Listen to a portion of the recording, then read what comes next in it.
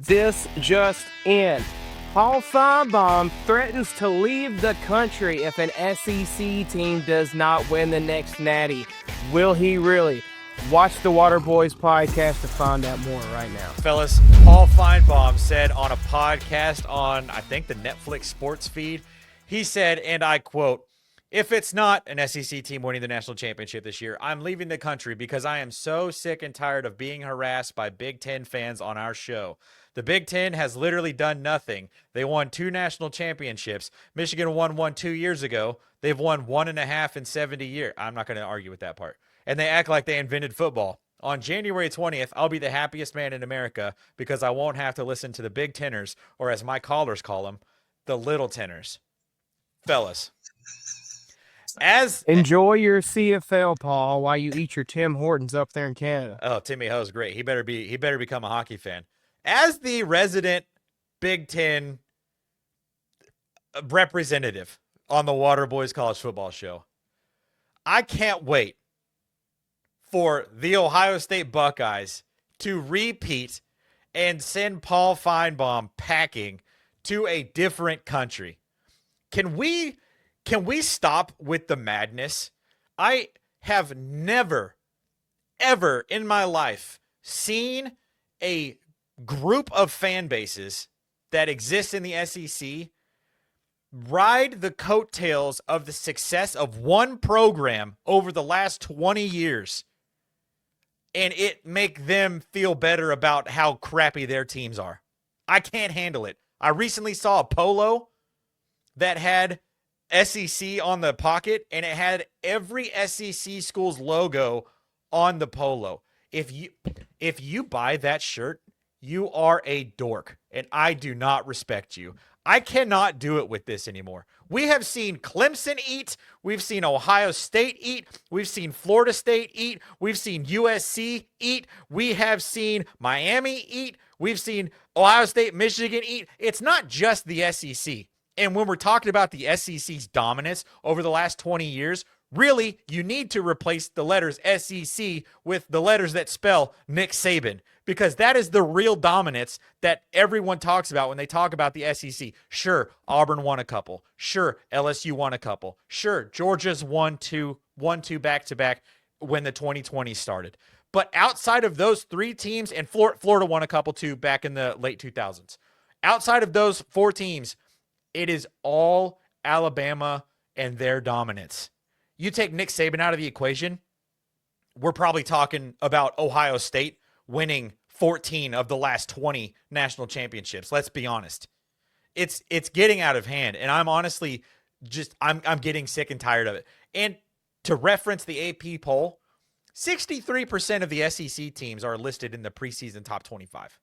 You're telling me that 63% of one single conference makes up some of the 25 best teams in the country?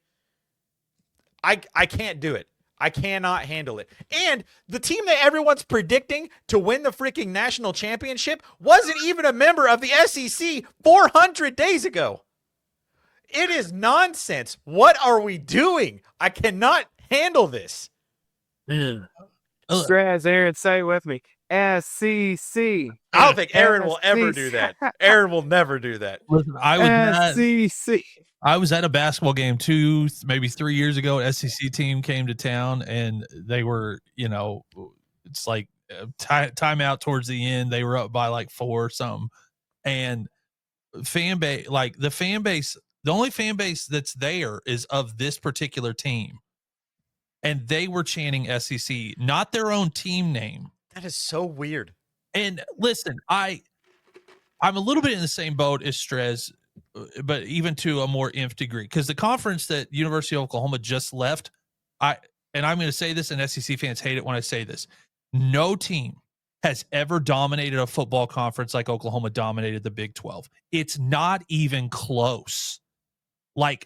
It's not even close. They have 3 and 4 times as many conference titles as Texas did in the same conference. And you can bundle all the rest of those Big 12 teams together, and it's still not half the amount of conference titles Oklahoma had. Never in all the years that Oklahoma, especially with the playoff, got in, I never heard from any of my friends that were Oklahoma State fans or Texas Tech fans or Iowa State fans or Kansas State fans. I never heard them try to hang their hat on the fact that Oklahoma was making it in to the college football playoff every year, or that Oklahoma was having all these Heisman Trophy winners and these first round draft picks. I never heard any fans of other schools going, yeah, but you're not the Big 12. Look, Oklahoma's made it to the college football playoff 5 years in a row, and they've got 3 Heisman trophies, blah, blah, blah. I never heard that. It is weird to me that you're like a Mississippi State fan who can't win 3 conference games. They won 0-12 last year in conference. Yeah, that you somehow hang your hat on that you're a part of this conference as if I grew up where if whoever Oklahoma was playing, we wanted Oklahoma to win by 100. And then we didn't care.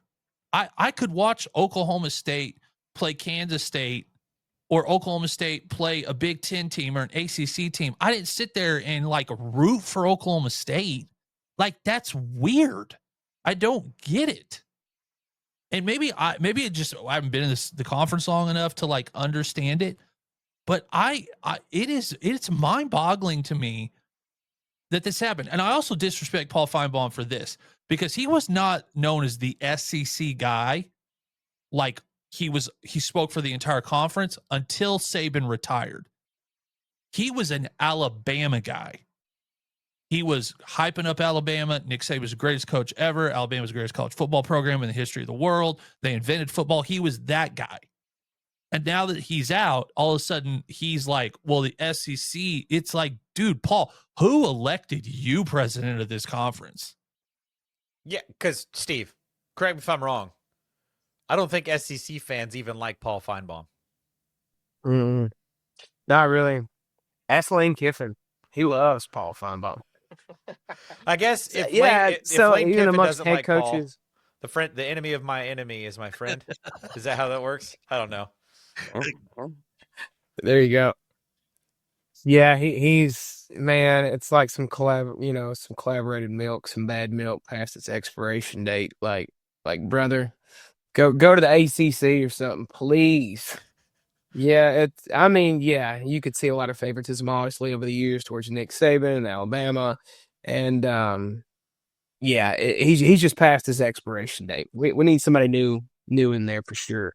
Yeah, and watching the SEC Any Given Saturday documentary, for me, it was poetic that the documentary starts. Spoiler alert! If you haven't watched, I'm in 3 episodes in. I'm 3 episodes in. I mean, everybody knew how the season went. It starts with an SEC team losing to a Big Ten team, and it ends with an SEC team losing to a Big Ten team in the college football playoff. It is poetic, and it's just it kind of shows the pieces, around the time when it gets to the selection committee time for the college football playoff, and you get to the point where Shane Beamer's like, I can't believe that they didn't take in our last 3 weeks of success, and I'm like, you didn't win 10 games. Every team that made it into the college football playoff this year won 10 games. That was the cutoff. It was 3 losses or 10 wins because Clemson lost 3 games, but they had 10 wins, and one of those wins was the ACC championship game. If you won 10 games, you could have gotten in, but you couldn't win 10 games. Please sit down. I'm so irritated. And when I saw this clip pop up on my TikTok feed, or it was Instagram, I think my social media's got a vendetta out for me, and they know how much I can't stand listening to Paul Finebaum and these SEC truthers talk about that conference. It sent me into a tizzy. I was like, what is this guy even saying? I don't disagree about the part about Michigan winning 1.5 championships in 70 years. That part's hilarious. But I think that's another reason why Bill Belichick has to do well this year in UNC, because maybe if he does, Bill could be the one that could pull Paul away from the SEC and go to the ACC. Paul gets geek out. Bill gets a knock on his door at 12 a.m. on November 17th, and he's like, "Hey, so Nick's gone. Can I be your best friend now?" I don't know. Let us know what you guys think about Paul Finebaum. Let you guys know about the SEC, what you think about the SEC. Who do you think is the strongest conference in all of college football? I tend to think it's the Big Ten. but I could be wrong. Let us know in the comments below. Drop a like, click subscribe on your way out, and yeah, stick around for some more of the Waterboys College Football Show.